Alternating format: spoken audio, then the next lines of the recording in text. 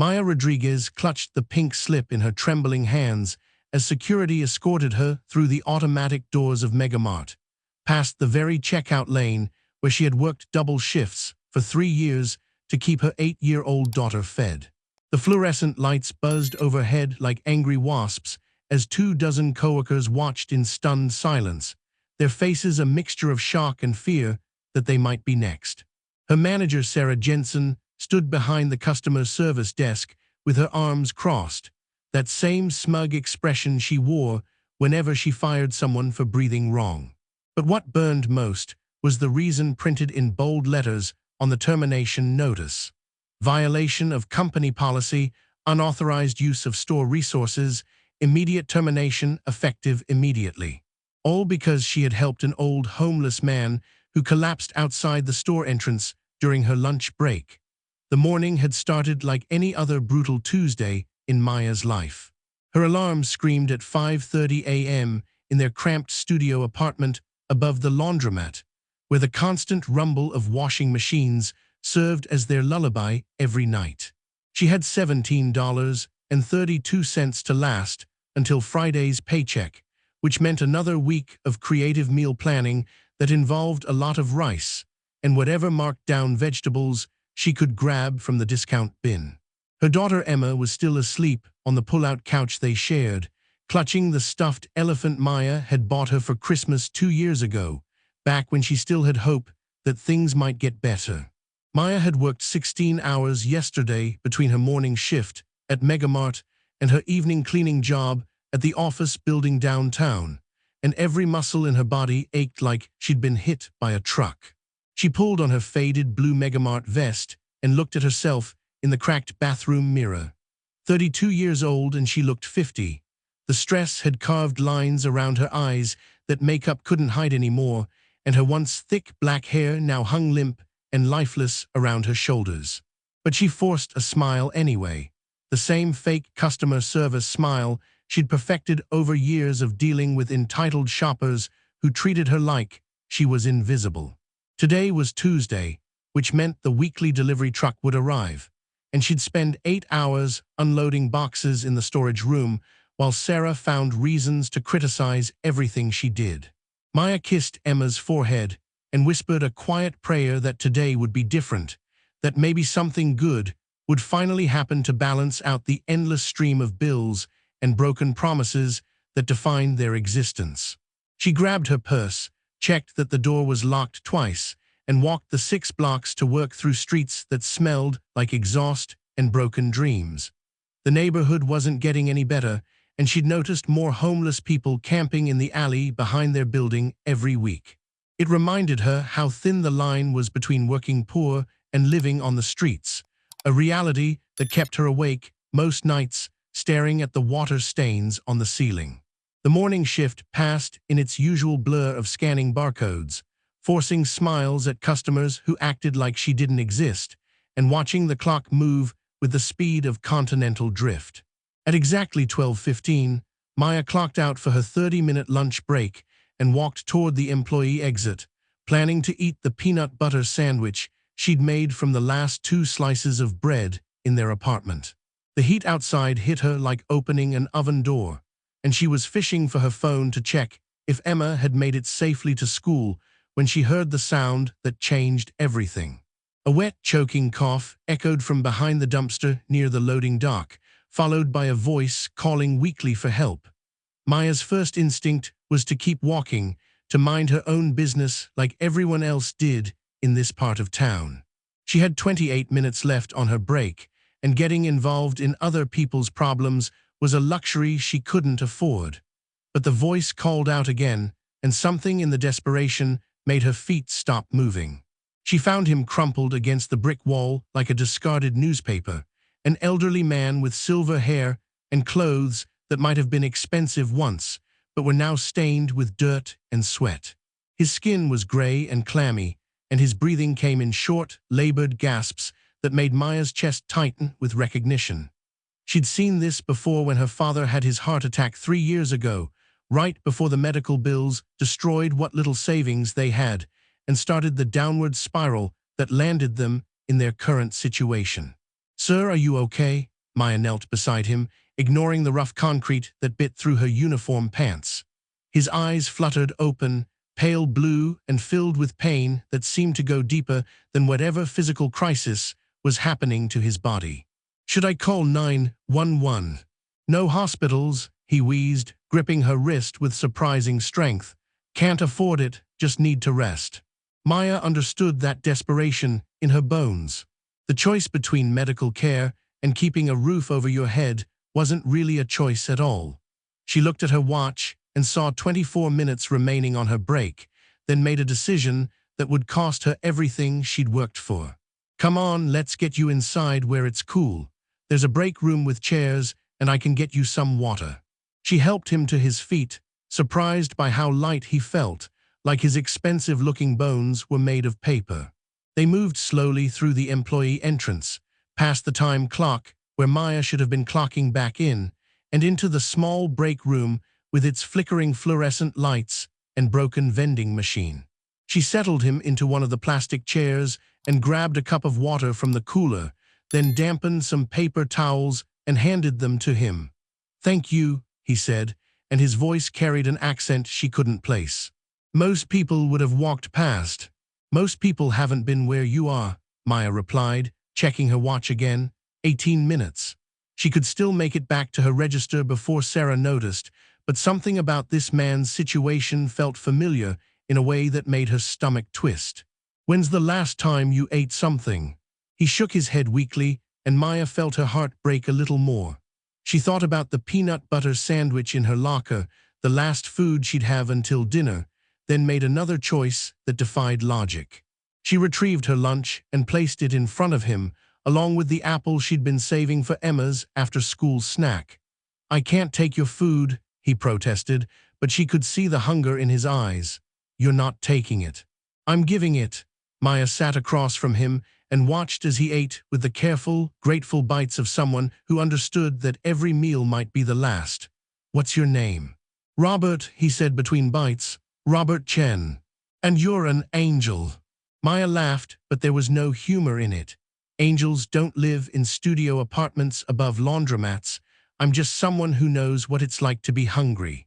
15 minutes became 10, then 5, and Maya knew she was walking into a disciplinary meeting with Sarah, but she couldn't leave Robert alone in his condition. Color was slowly returning to his face, and his breathing had steadied, but he still looked fragile in a way that reminded her of every vulnerability she'd ever felt.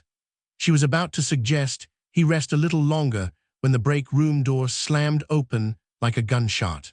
Sarah Jensen stood in the doorway with her arms crossed and her face twisted in the expression she reserved for her favorite hobby, making Maya's life miserable. Behind her loomed Brad Morrison, the assistant manager whose main qualification for the job was his ability to make Sarah feel important.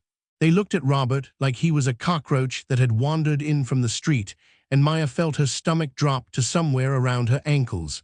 "Rodriguez, what the hell is this?" Sarah's voice could have stripped paint. "You're supposed to be on Register 4, and instead I find you running a homeless shelter in our break room." "He was sick." Maya stood up, placing herself between Sarah and Robert. "He just needed help." "He needs help, all right. He needs help finding the door." Sarah pulled out her phone and started typing. "Brad, call security, and Rodriguez, you're coming to my office right now." Maya's hands started shaking as the reality of the situation hit her. 3 years of perfect attendance, of covering other people's shifts, of staying late without complaint, and it was all about to disappear because she'd shown basic human kindness to someone in need. She thought about Emma, about the rent that was due in 12 days, about the electric bill that was already past due, and felt the familiar panic start to claw at her chest. "Sarah, please, I can explain everything.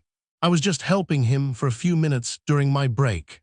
"Your break ended 20 minutes ago, and company policy clearly states that non-employees are not allowed in employee areas." Sarah's smile was sharper than broken glass. "Especially not people like him."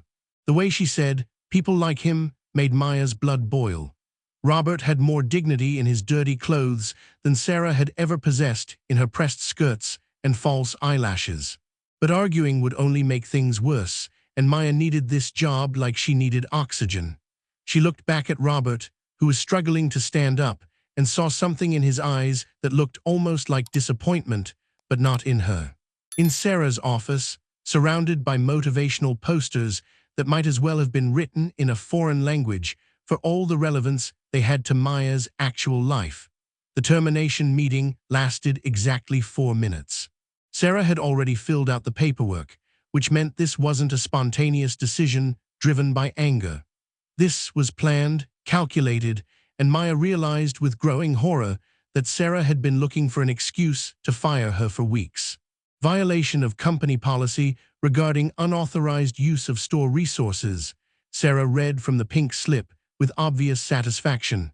Violation of time and attendance policies, allowing unauthorized personnel access to restricted employee areas. Any one of these would be grounds for immediate termination. Maya wanted to scream that the store resources amounted to a cup of water and some paper towels, that she'd been 20 minutes late from break exactly once in 3 years, that restricted employee areas was a glorified closet with a broken coffee maker and chairs held together with duct tape. But she'd learned long ago that logic and fairness were luxuries that people like her couldn't afford. She signed the papers because she had no choice, listened to the lecture about responsibility and professionalism from someone who'd never worked a day in her life without a safety net, and walked through those automatic doors with security flanking her like she was a criminal. The sun was still shining, birds were still chirping, and the world continued spinning as if her entire life hadn't just imploded over a peanut butter sandwich and basic human decency. Maya sat in her car in the parking lot for 20 minutes, staring at the pink slip and trying to figure out how to explain to Emma that Mommy had lost another job. The math was simple and brutal. No job meant no money meant no rent meant eviction, and eviction meant living in their car until social services decided Emma would be better off in foster care. The cycle that trapped families like hers was designed to be inescapable, and Maya felt like she was drowning in quicksand made of bureaucracy and bad luck. She drove home through streets that suddenly looked different, more threatening, filled with all the ways their situation could get worse. The studio apartment that had felt cramped now seemed precious, temporary, something that would be ripped away before she could find another job that paid enough to keep them housed. Emma would be home from school in 3 hours, and Maya had no idea what she was going to say. The next morning brought a knock at their door that changed everything. Maya had been awake since 4 a.m., staring at job listings on her phone and trying to calculate how long their savings would last if she rationed everything perfectly. $17.32 would buy exactly 1 bag of rice, 1 loaf of bread, and maybe some eggs if she found them on sale.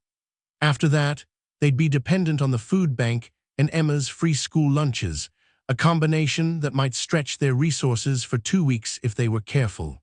The knock came again, more insistent, and Maya's first thought was that it was their landlord coming to discuss next week's rent payment.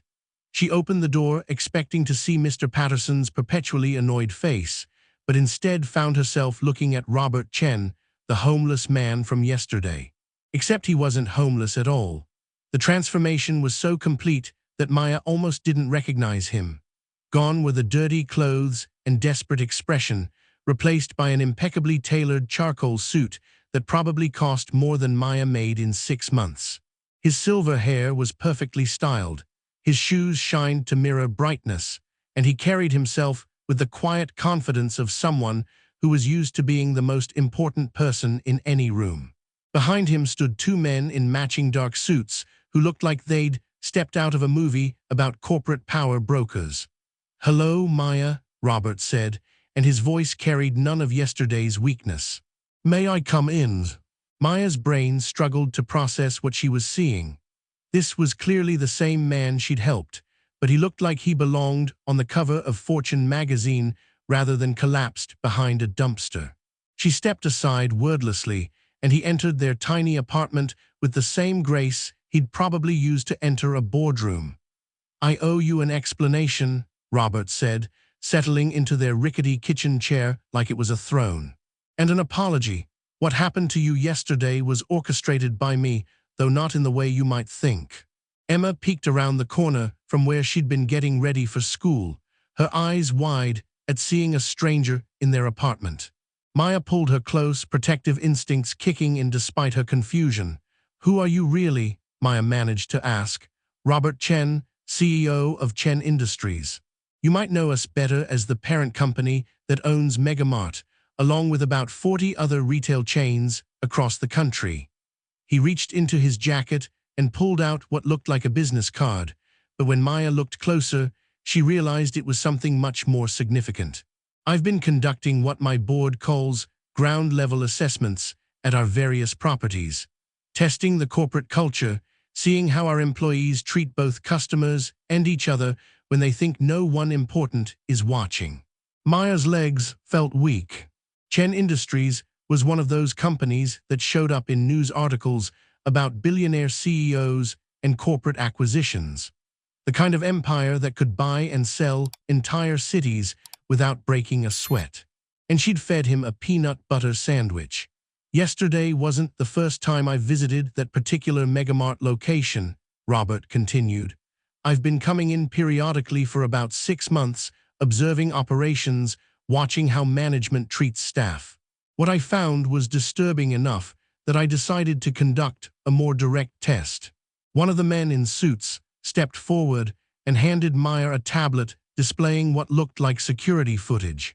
On the screen, she could see herself helping Robert, sharing her lunch, defending him to Sarah Jensen. But there were other clips too. Sarah berating a teenage employee until the boy was nearly in tears. Brad Morrison making inappropriate comments to female staff members, managers ignoring safety violations, and pushing workers to skip legally mandated breaks. "Your termination yesterday was the final piece of evidence I needed to make some significant changes at that location," Robert said. "Sarah Jensen and Brad Morrison were terminated this morning, along with the district manager who hired them. The entire store is being restructured under new management." Maya stared at the tablet, trying to process what she was hearing. "You're saying I was fired as part of some kind of corporate investigation. You were fired because you showed kindness to someone you thought was powerless, and your managers punished you for it. That tells me everything I need to know about the culture they'd created in that store." Robert's eyes softened as he looked at Emma, who was still watching from behind Maya's legs. "What happened to you was wrong, and I'm here to make it right." The conversation that followed felt like stepping into an alternate reality, where good things actually happened to people like Maya. Robert explained that Chen Industries had a policy of supporting employees who demonstrated the company's core values, even when their immediate supervisors failed them. He offered Maya a position as Assistant Regional Manager for Employee Relations, with a starting salary that was more than double what she'd been making at Megamart, full health benefits, and a company car. "But I don't have management experience," Maya protested, even as part of her brain was already calculating how much this could change their lives. "You have something more valuable than experience. You have the kind of character that can't be taught in business school." Robert stood up and handed her an envelope. "Inside, you'll find a formal job offer along with what I call a signing bonus. Consider it compensation for the injustice you suffered yesterday." Maya opened the envelope with trembling hands and nearly fainted at the number written on the check inside. $50,000, more money than she'd ever seen at one time, enough to not just catch up on their bills, but to actually get ahead for once. Enough to move Emma into a real bedroom, to buy groceries without calculating every penny, to stop living in constant fear of the next financial disaster. "I can't accept this," Maya said, even though every cell in her body was screaming at her to grab the check and run. "It's too much." "It's not enough," Robert replied firmly. "Do you know what Chen Industries' annual revenue was last year? $23 billion. Do you know how much of that came from employees like you, working impossible hours for wages that barely cover basic necessities? You didn't just help a stranger yesterday, Maya. You reminded me why I started this company in the first place. Emma tugged on Maya's shirt and whispered, "Mommy, does this mean we don't have to move?" The innocence in her daughter's question broke something loose in Maya's chest, and she felt tears she'd been holding back for months start to flow. Not just tears of relief, but tears of rage at a system that had made an 8-year-old girl worry about homelessness, tears of exhaustion from years of working herself to the bone just to barely survive, and yes, tears of hope that maybe things could actually get better. "We don't have to move, baby," Maya whispered back, holding Emma close and breathing in the strawberry scent of her daughter's shampoo. "We're going to be okay." Robert Chen smiled, and for the first time since entering their apartment, he looked like the vulnerable man she'd helped yesterday. "I've been wealthy for more years than I care to count, Maya. I've had people tell me what they think I want to hear, offer me things because of what I can do for them, treat me with respect that has nothing to do with who I am as a person. Yesterday, you gave me a peanut butter sandwich, not because I was a CEO, but because I was hungry. You gave me water not because I could help your career, but because I was thirsty. That kind of kindness is rarer than you might think." The paperwork took 2 hours to complete, during which Maya learned that her new position would involve traveling to Chen Industries properties across the region, identifying management problems before they became toxic work environments, and implementing training programs focused on treating employees with dignity. It was exactly the kind of job she'd never dared to dream about, using skills she'd developed through years of being mistreated to help protect other workers from the same fate. When the men in suits finally left, Maya sat on their couch with Emma and tried to explain what had happened without making it sound like a fairy tale. She talked about kindness creating unexpected opportunities, about how treating people well wasn't just the right thing to do, but sometimes came back to help you in ways you never expected. Emma listened with the serious expression she wore when trying to understand adult complications, then asked the question that cut straight to the heart of everything. "Mommy, if being nice to people can make good things happen, why doesn't everyone do it all the time?" Maya hugged her daughter closer and wished she had a better answer than the truth, which was that the world often punished kindness and rewarded cruelty, that most people spent so much time protecting themselves from disappointment that they forgot how good it felt to help someone else. She thought about Sarah Jensen, whose need to feel superior had cost her a job that paid more in a year than Maya used to make in 3. She thought about all the customers who'd treated her like furniture, missing opportunities to brighten someone's day with the simple acknowledgement that she was human. "Some people forget that everyone is fighting battles we can't see," Maya finally said. "But you and I are going to remember, aren't we?" Emma nodded solemnly, then brightened as a thought occurred to her. "Does this mean we can get pizza tonight instead of rice again?" Maya laughed until her sides hurt, the kind of deep, genuine laughter that had been absent from their apartment for so long that it sounded foreign echoing off the walls. "Yes, baby, we can get pizza. We can get whatever you want." That evening, as they sat on their couch sharing a large pepperoni pizza and watching Emma's favorite cartoon, Maya's phone buzzed with a text message from an unknown number. The message was brief but loaded with meaning. "Some of the other employees at Megamart heard about what really happened yesterday. Thank you for standing up for what's right, even when it cost you everything. We won't forget. Signed, your former coworkers." Maya realized then that her act of kindness had rippled outward in ways she was only beginning to understand. Robert Chen had mentioned restructuring the entire store, bringing in new management, implementing policies that would protect workers from the kind of abuse that had been normalized under Sarah Jensen's leadership. Her termination had become the catalyst for changes that would improve working conditions for dozens of people. 3 months later, Maya Rodriguez walked into her new office on the 15th floor of Chen Industries headquarters, wearing a business suit that fit properly and carrying a briefcase filled with reports from her latest store assessment. Her employee relations program had already been implemented in 12 locations,